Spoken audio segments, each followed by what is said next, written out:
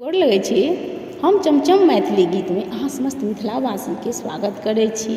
आई एगो हम बेटी विवाह कन्यादान के गीत कहै छी। अहाँ सब हमर गीत जरूर सुनब देखब और यदि हमर गीत अहाँ सबके नीक लगैत हुए तऽ हमर चैनल के सब्सक्राइब वीडियो के लाइक जरूर कऽ देबै। एक दिन आहे सीता मंदिर नीपल धनुषा लेलानी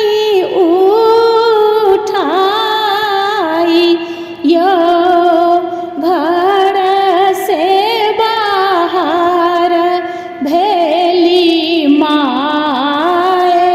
सुनाए ना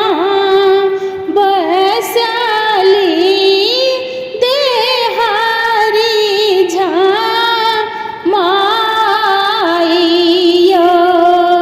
पूजन आएला राजा जनक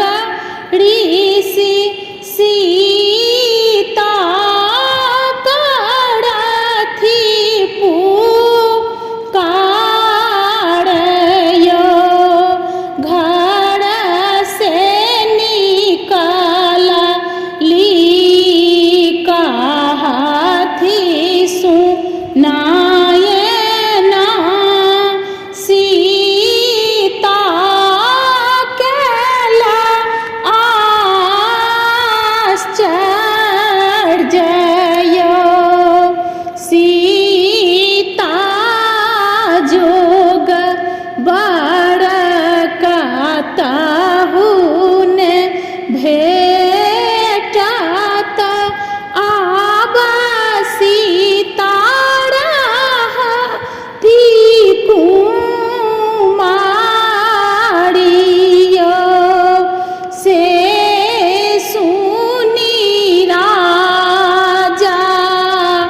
यज्ञ आराधल धनुषा देला ओठंगाइयो जे बीरई हो धनुषा तोरत सिया बियाहब ताहियो देसहि देस साम भूप सब आयल धनुषा छुबी छुबी जाइयो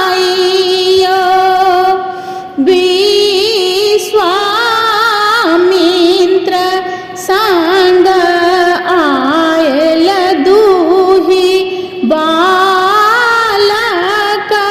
धनुषा तोड़ल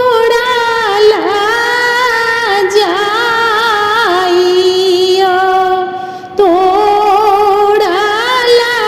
धनुषा चाहु